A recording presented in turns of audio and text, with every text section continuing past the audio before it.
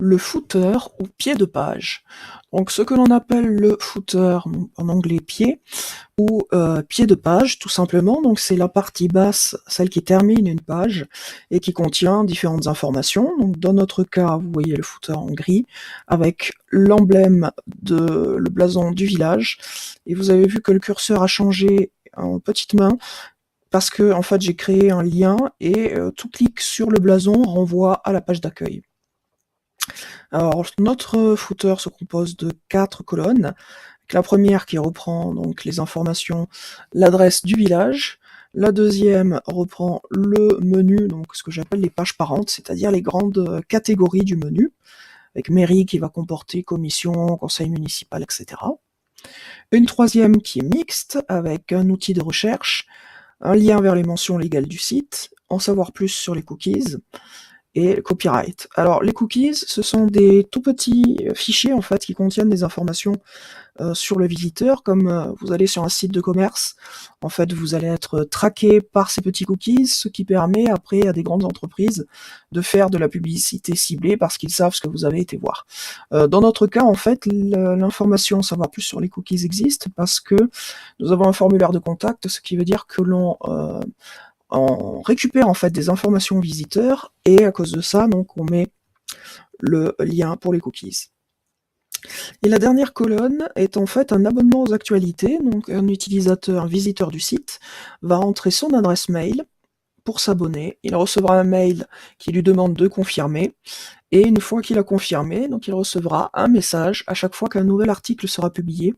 Donc c'est pour ça que je vous disais de passer en fait en brouillon et de ne publier l'article que lorsqu'il sera achevé pour éviter en fait qu'à chaque fois les gens reçoivent une notification. Alors ce footer, donc ce pied de page est présent partout et il est légèrement modifié en version tablette et téléphone pour correspondre au format. Bon là j'ai choisi la page intercommunalité qui pour l'instant est relativement vide puisque le site de la communauté de communes n'existe pas encore, mais à ce moment-là vous pourrez rajouter des informations.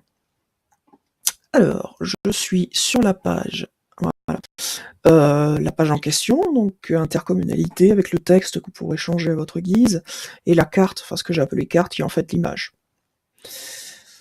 Notre footer, je l'ai déplié, puisque c'était au départ un élément effondré, comme vous voyez ça prend tout de même nettement moins de place.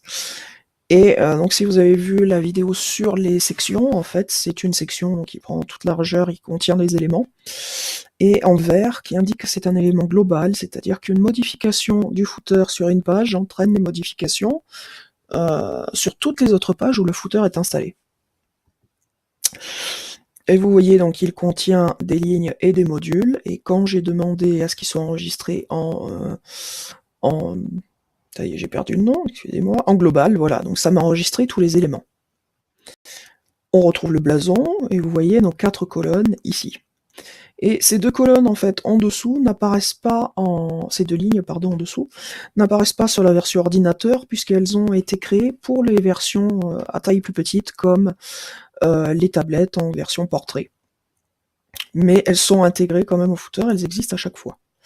Alors, si par exemple je veux modifier, allez, on va dire le copyright, donc je prends le copyright ici, donc copyright 2017 Mairie de Lognac, et par exemple je vais marquer copyright 2016.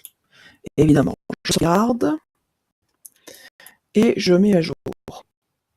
Donc cette modification qui est faite une fois sur le footer de cette page sera prise en compte sur toutes les pages en même temps. Donc c'est très pratique. Évidemment, si vous faites une erreur, l'erreur apparaîtra sur toutes les pages.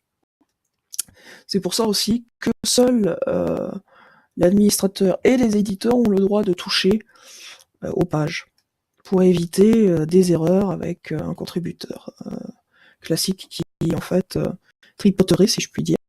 Voilà, donc si je descends, vous voyez copyright 2016. Et si je vais sur la page d'accueil, je descends, et on voit aussi copyright 2016.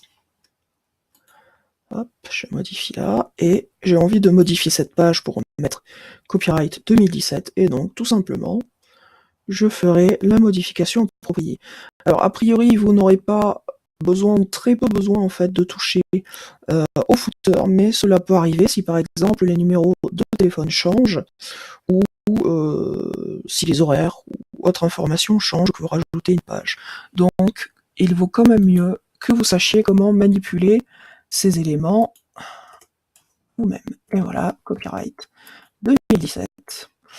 Et une fois que vous avez fait la modification, faites l'effondrement, car comme vous voyez, la page prend beaucoup moins de place quand tous les éléments sont effondrés.